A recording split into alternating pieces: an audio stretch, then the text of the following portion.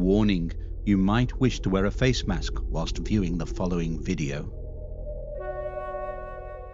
One of the criticisms that is often levelled against television dramas, documentaries and films on the Jack the Ripper murders is that they often show the perpetrator stalking his victims through thick London fogs. Time and time again, modern commentators on the case will observe that there were no fogs on the nights that the murders occurred, and therefore they will dismiss the depiction of the fog-enshrouded Victorian streets at the time of the Whitechapel atrocities as being nothing more than a fiction or a fallacy. The problem with this approach, and it is a problem that afflicts a great deal of research into all aspects of the case, is that it is treating the individual crimes as standalone incidents, whereas historical events are almost always played out as splodges on a much bigger canvas. So yes, there may not have been any fog on the nights of the majority of the Whitechapel murders, but fog most certainly enveloped the streets of the Victorian metropolis with such regularity as to become almost a part of the very fabric of the 19th century capital.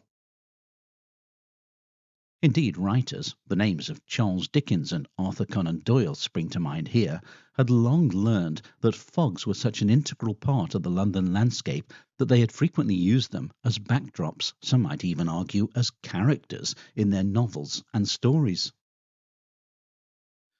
Anyone who wants to get the feel for what it was like to be in Victorian London when a thick fog descended across the streets need only read the wonderfully evocative opening pages of Dickens's Bleak House. Fog everywhere, fog up the river where it flows among green aits and meadows, fog down the river where it rolls defiled among the tiers of shipping and the waterside pollutions of a great and dirty city. Fog on the Essex marshes, fog on the Kentish heights. Fog creeping into the cabooses of collier brigs, fog lying out on the yards and hovering in the rigging of great ships, fog drooping on the gunwales of barges and small boats. Fog in the eyes and throats of ancient Greenwich pensioners wheezing by the firesides of their wards. Fog in the stem and bowl of the afternoon pipe of the wrathful skipper down in his close cabin. Fog cruelly pinching the toes and fingers of his shivering little prentice boy on deck. Chance people on the bridges peeping over the parapets into a nether sky of fog, with fog all round them, as if they were up in a balloon and hanging in the misty clouds.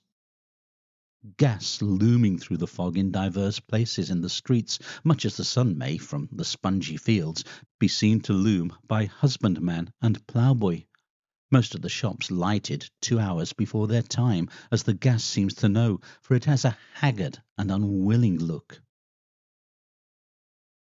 Now, admittedly, Charles Dickens in the aforecited passage is using the fog as a metaphor for the slow and grinding machinations of the Court of Chancery, but the point is, to have got the reference, his readers would have needed to understand its context and comparisons, and there is little doubt that the average Victorian most certainly was used to visitations of dense, thick London particulars, to use Dickens's own term for the fogs or smogs.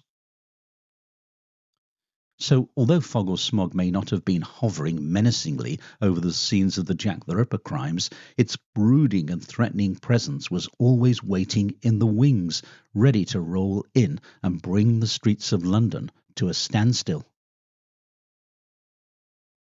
On Thursday, the 12th of January, 1888, for example, London was in the grip of a particularly dense fog that had, according to the Daily News, begun last Monday and has since continued with scarcely an intermission, and which had caused several serious accidents, some of them resulting in loss of life. The newspaper then went on to provide some examples of the carnage that had resulted from the miasma then engulfing London.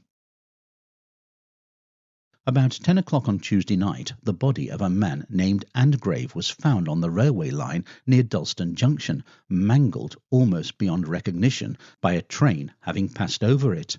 He had apparently wandered up on the line in the fog, not knowing where he was. At almost the same time, another man named Faulkner was discovered at the London Field Station of the Great Eastern Railway, having had both legs shockingly mutilated by a passing train, the accident presumably being attributable to the fog. On Tuesday afternoon, the body of a man was found floating in the Regent Canal at Millwall.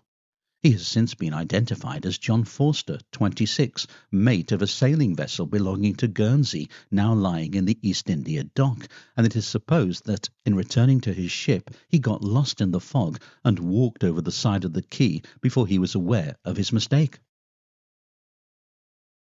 The body of a young man has since been found in the river near the same spot and identified as George Govat, aged 16, late of 11 Ream Street, Monla Road, Poplar.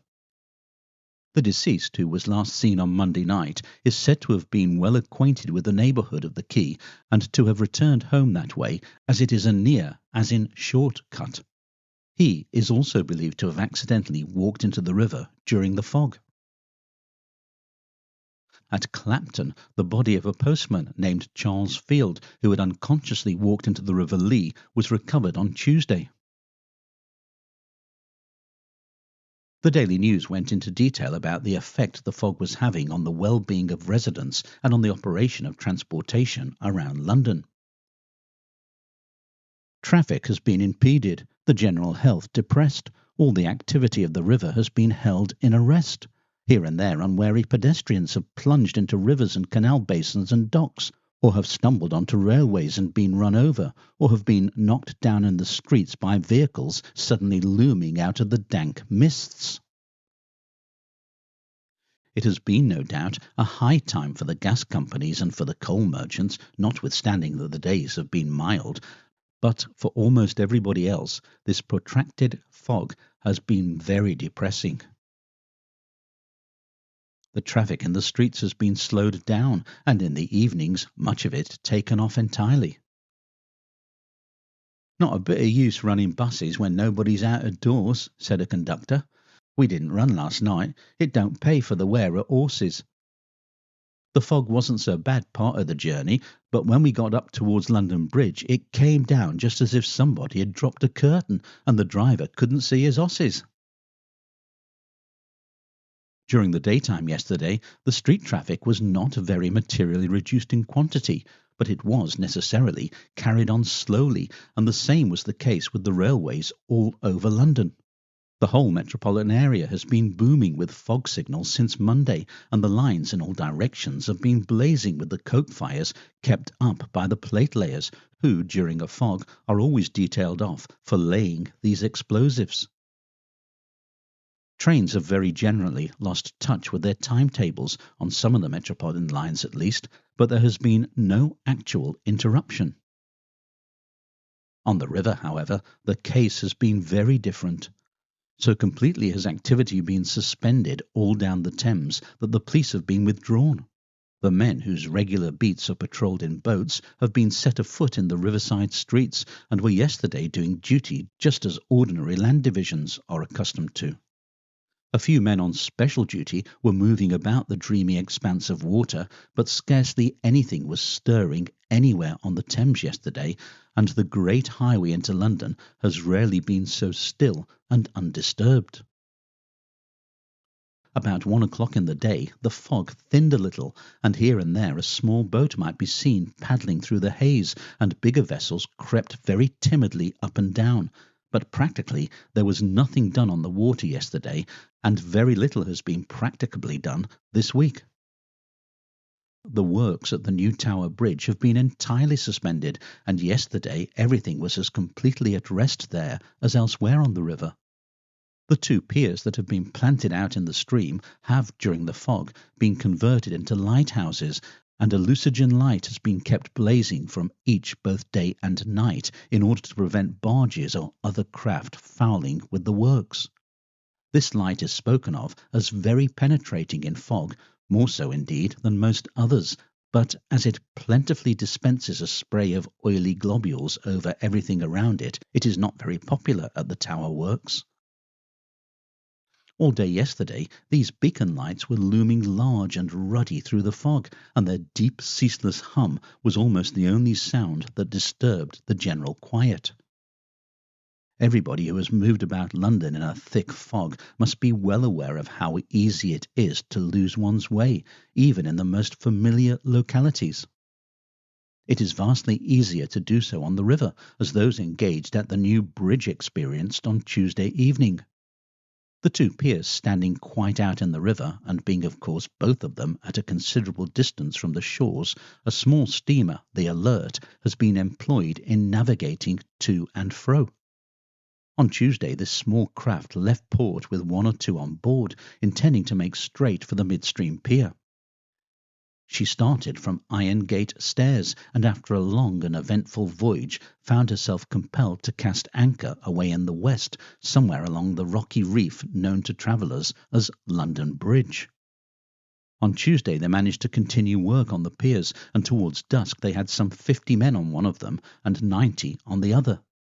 They tried to get some of them off in a small boat, but here again they soon found themselves totally out of their reckoning, and after a protracted voyage they were glad to find a harbour somewhere down about the London and St. Catherine docks. The parks have been for the last 3 days, as regards all but the main path through them at least, as quiet and as desolate as the river. In Regent's Park a child was for some time heard crying pitifully. After a while a benevolent passer-by pushed out into the fog in quest of the child, who was found to be a comfortably clad little mite about 4 years old, who had somehow strayed from her brothers and sisters, and who had been wandering about the open park for an hour at least, quite lost, and considering few people were about, really in no little peril. The Daily News article does most certainly provide us with a vivid impression of what it must have been like to move through the London streets when they were enveloped in fog. Indeed, I don't know about you, but reading it for the first time, I was overcome by a real sense of the sheer disorientating effect that those Victorian fogs and smogs must have had on the senses and perception of wayfarers trying to negotiate their way through the streets, parks, and along the river. Fog may not have been a factor on the actual nights of the Jack the Ripper murders, but its brooding presence, coupled with its potential to wreak havoc, was as much a feature of the sinister side of London as any nebulous figure stalking the night shadows of the Victorian streets, alleyways, and thoroughfares. And, if you will permit me a little artistic Dickensian paraphrasing with which to end this video, in the East End of London, at the very heart of the fog, lurked Jack the Ripper in his high court of infamy.